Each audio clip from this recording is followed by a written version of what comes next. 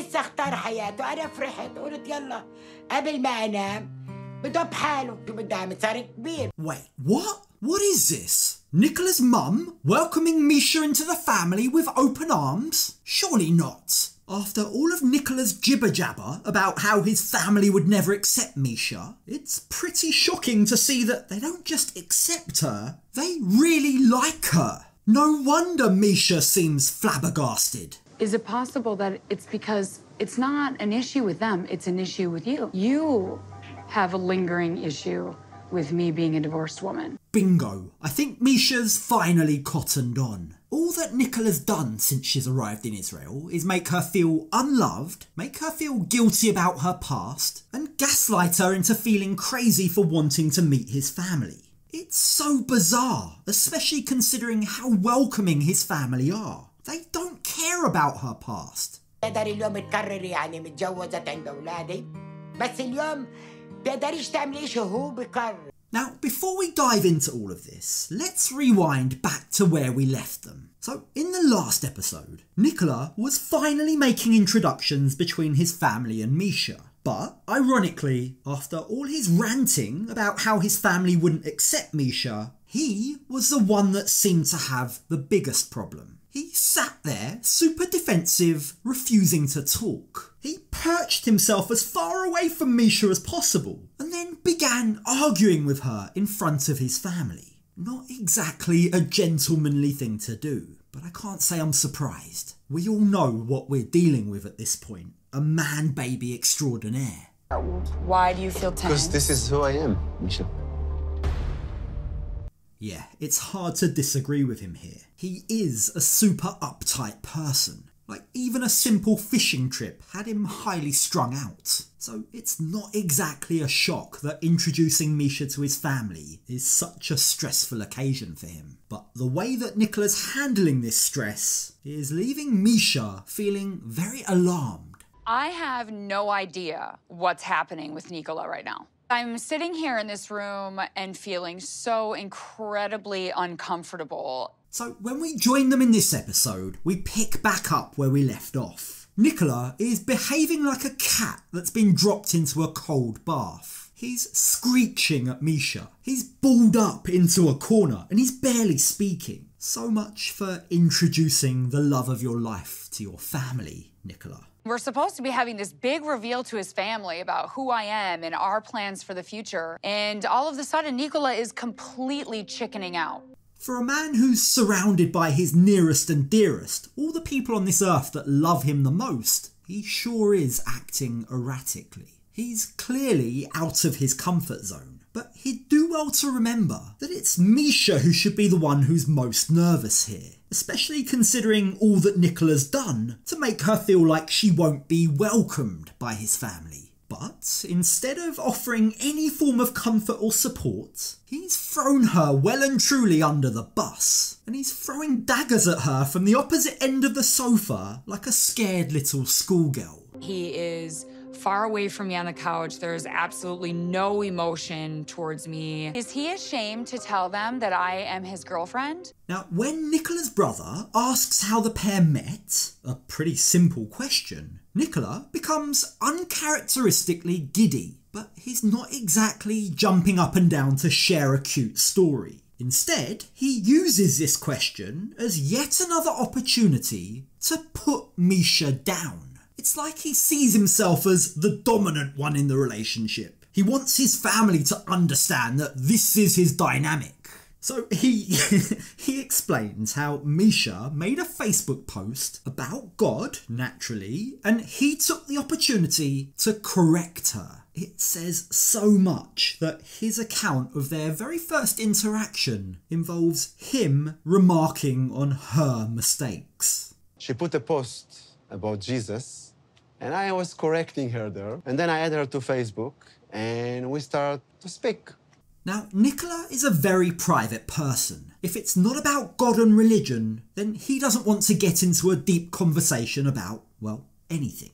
But notice how he garnishes this story with extra details. Like, he couldn't just simply say, we met online. Perhaps that's just not traditional enough. He fears he might be judged. But he goes from telling his family how they first met and he corrected her to now saying, hopefully, in the next few days, that we can also get engaged. Wow.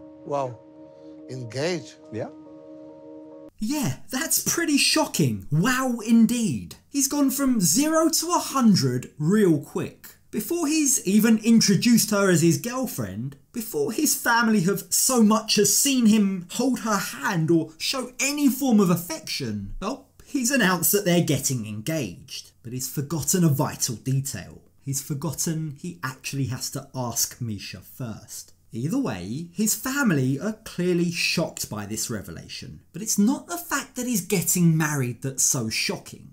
It's more to do with the fact that for 7 whole years, he's led this secret double life. His brother expresses real shock that he never told them about Meisha. And it feels like for all of Nicola's doubts about whether or not Meisha would be accepted by his family, he didn't give any consideration to how his family might feel that he's been pulling the wool over their eyes for all this time.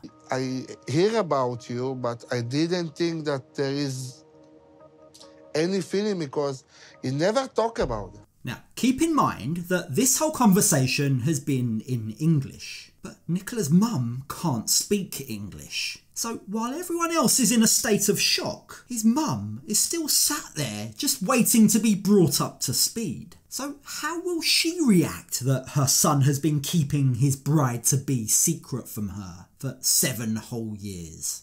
מה את חושבת על זה? מה אני רוצה להגיד?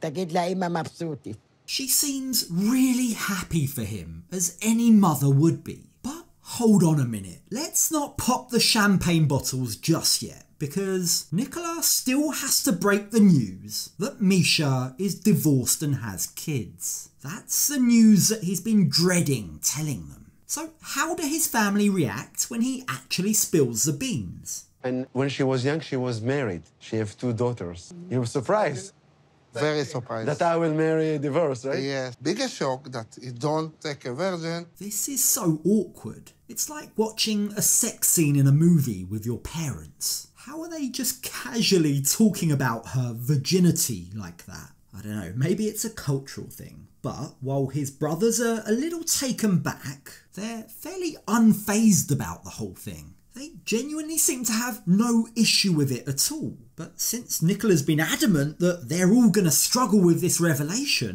I can't possibly imagine how his mum will take the news. Will she totally freak out? מישה, גרושה, יש לה 2 ילדים. אז מה?